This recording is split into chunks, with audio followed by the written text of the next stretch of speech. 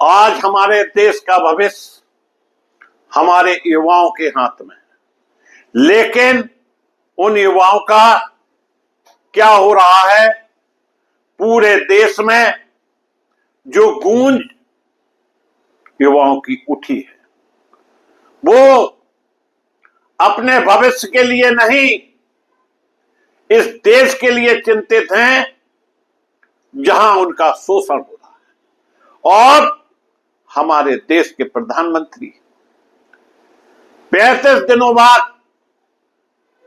बोलते हैं, ट्वीट करते हैं और कहते हैं कि पेपर लीक में जो भी अपराधी होगा उस पर कड़ी कार्रवाई की जाएगी। मैं पूछना चाहता हूं देश के प्रधानमंत्री से कि आपने कौन सी ऐसी अच्छी बात कर दी जिससे हमारे देश का करोड़ों युवा आपके भाषण से संतुष्ट हो जाए, आपके ट्वीट से संतुष्ट हो जाए। आखिरकार उन युवाओं का क्या दोष है जिन्होंने शिक्षा ग्रहण की, जिन्होंने परीक्षा दी और वो घर वापस आ गए?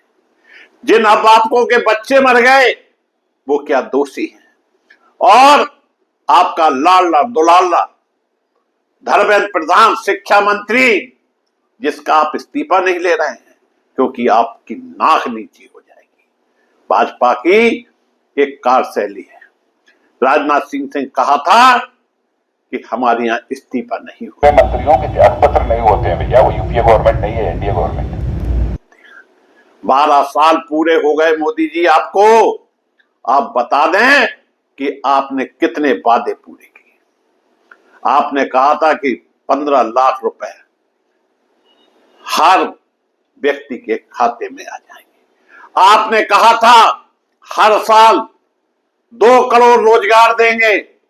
12 साल में इतना रोजगार मिल जाता, जो बच्चे आज जंतर मंतर पर हैं वो नौकरी करके आपकी प्रशंसा कर रहे होते, आपके फैन हो गए होते। लेकिन आप एक लक्ष्य है, किसी भी तरह मुझे विरोधियों को निपटाना है, जो कि आपके नेचर में है। पहले आपने कई राज्यों को निपटाया अपनी सरकार को मजबूत करने के लिए। आप नीट पेपर लीक पर घमासान, पक्ष और विपक्ष आमने सामने जब आ गए हैं तो संसद में पक्ष और विपक्ष एक दूसरे के खिलाफ नारे लगा रहे हैं। यह आंदोलन कांग्रेस का नहीं है, यह आंदोलन भारतीय जनता पार्टी का नहीं है, यह आंदोलन किसी भी दल का नहीं है। यह आंदोलन उन युवाओं का है जिनकी छाती में जो आग धधक रही थी वो सामने आ गई है। और यह आंदोलन देश के 140 करोड़ लोगों का है और यह आंदोलन जन आंदोलन है। इसे किसी पार्टी का आंदोलन नहीं कहा जा सकता है। बंबई में एक बच्ची ने बच्चों को अरेस्ट करके, जो कि अपनी बात कह रहे थे, पुलिस ले जा रही थी, उसने रोक दिया। एक छोटी सी बच्ची थी और हजारों लोगों की भीड़ एकत्रित हो गई और बच्चों ने उन लोगों को बाहर निकाल दिया।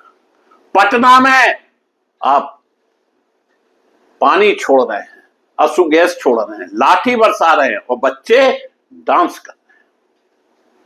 उनका जज्बा देखिए। जंतर मंतर पर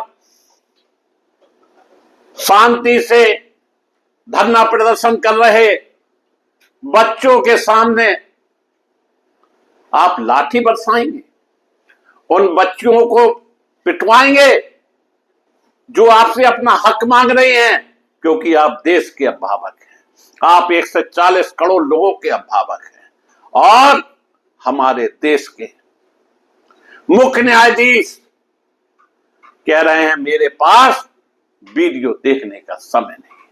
बताएं मुख्य न्यायाधीश, उनके पास समय किस चीज के लिए?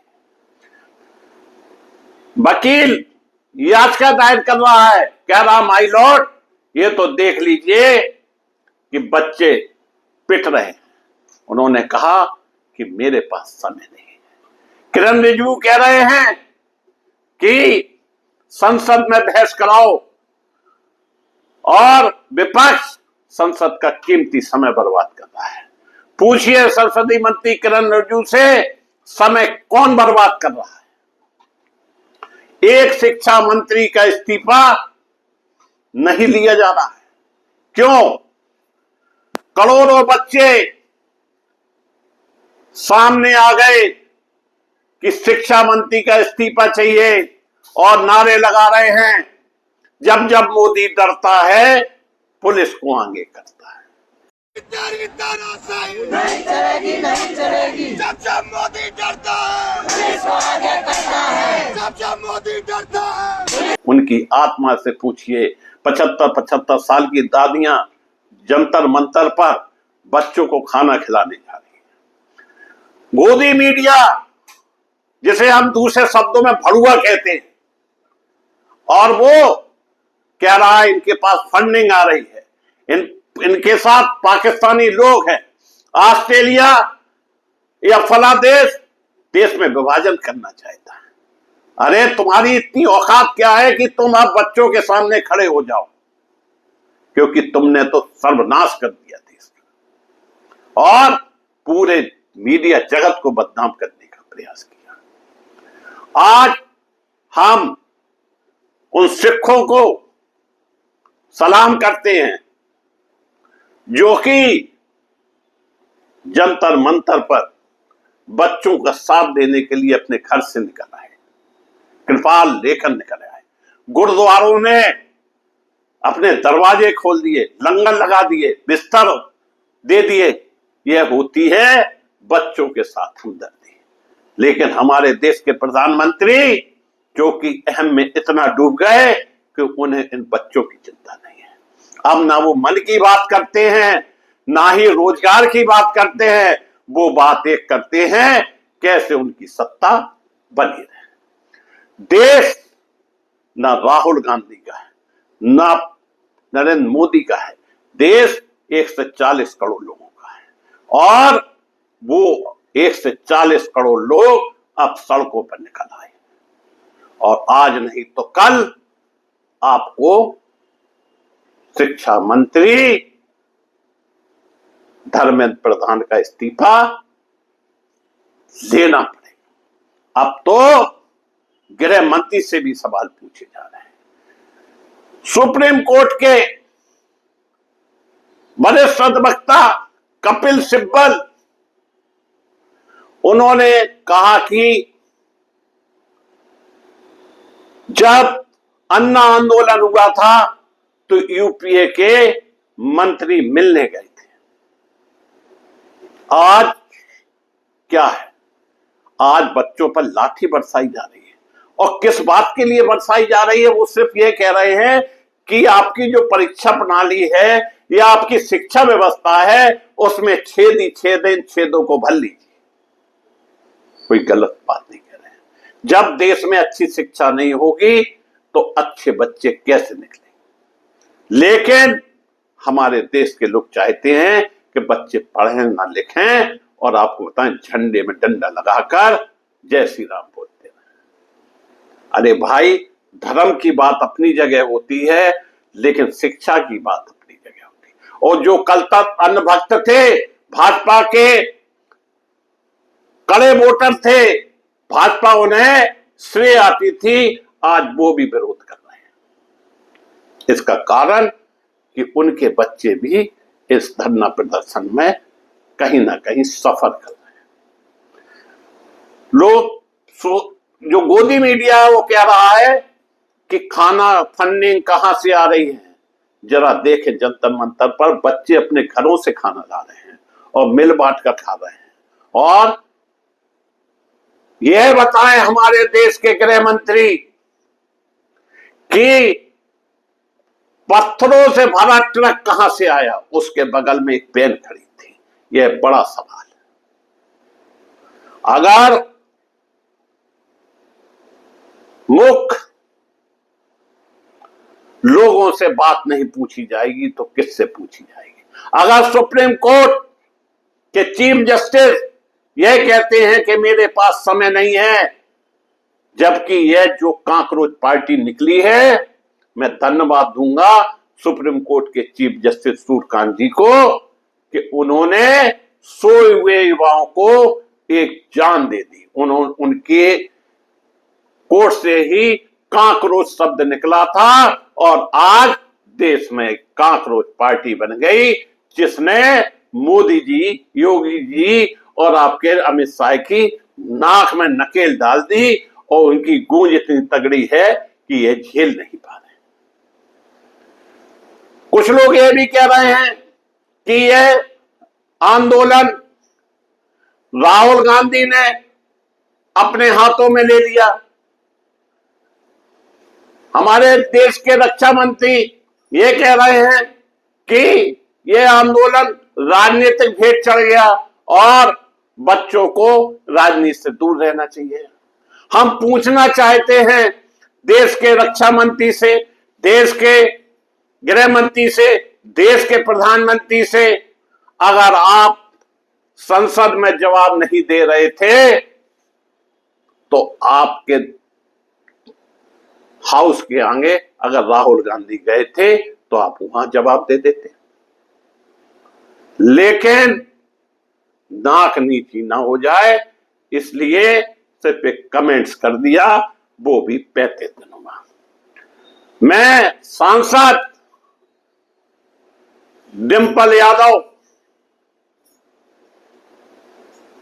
की उस देशभक्ति को सलाम करता हूं जिन्होंने धरना दे रहे बच्चों को अपनी छाती से लगा लिया, अपने बच्चे का। प्रियंका गांधी ने कहा वो मेरे बच्चे।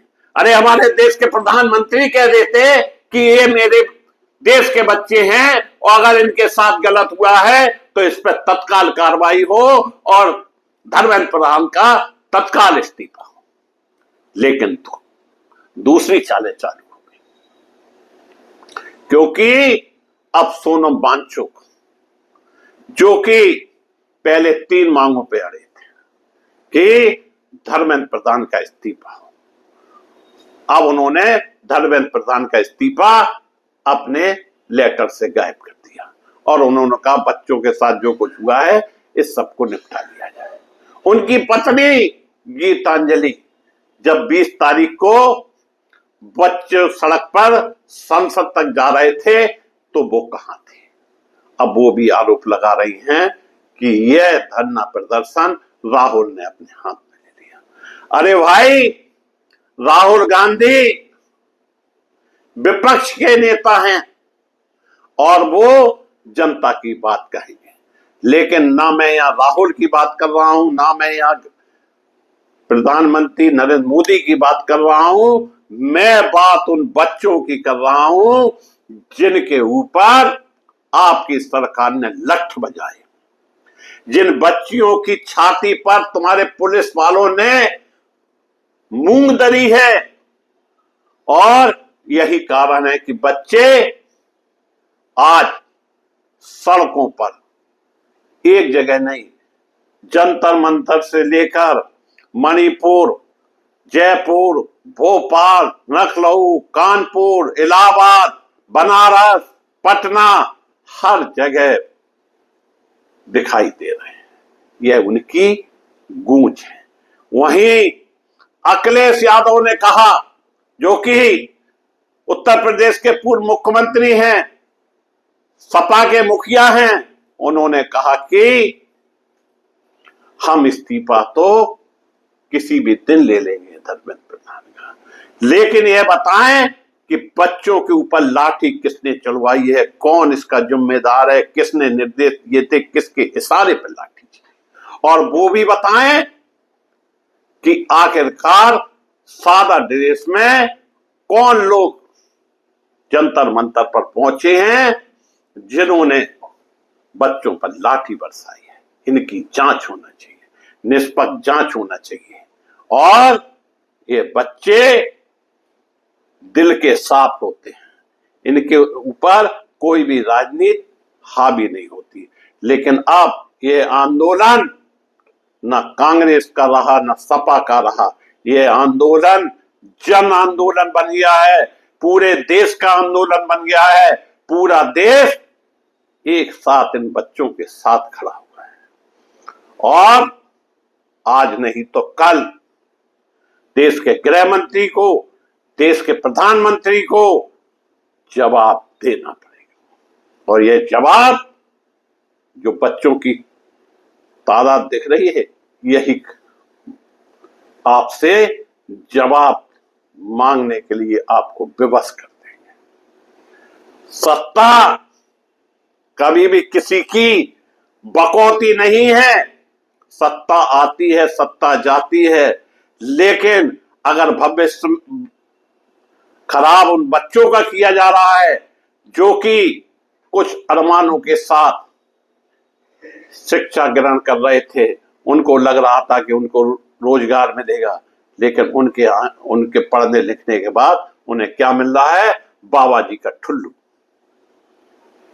आज बात किसी एक के पास नहीं रहेगी, आज बात पूरे देश के जन आंदोलन की होगी। हर घर से चिंगारी उठ रही है, हर घर में चर्चा हो रही है और यह चर्चा देश के प्रधानमंत्री के कानों तक गूंज मंच के गूंज रही है।